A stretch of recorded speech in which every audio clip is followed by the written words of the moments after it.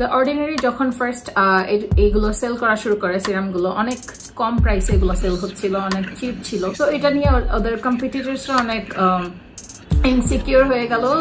Those were high end brands, আর ওদের কাছে মনে হচ্ছিল যে অর্ডিনারি যদি এত চিপে এত ভালো প্রোডাক্ট সেল করা শুরু করে তাহলে ওদের বিজনেস খারাপ হয়ে যাবে। Somehow they fired the pioneer of this ordinary line.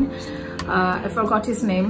যে অ্যাকচুয়ালি এই লাইনটা শুরু করেছিল, এটার ম্যানুফ্যাকচার অ্যান্ড ডিস্ট্রিবিউশন, আর যার মাথা থেকে এই আইডিয়াটা এসেছিল যে কম দামের মধ্যে একটা অ্যাভারেজ প্যাকেজিং দিয়ে আমরা ভালো প্রোডাক্ট সেল করব, সেই লোকটাকে বের করে দেওয়া হয়। এরপরে হচ্ছে এটা সেম হচ্ছে অর্ডিনারির উপর, অর্ডিনারিকে টেক ওভার করে।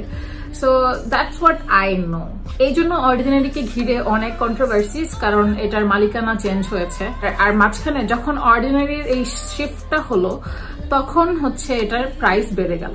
যেসব সিরামগুলো $6-7 ছিল ওগুলো $10-11 উঠে গেল, অনেকখানি প্রাইস বেড়ে গেল।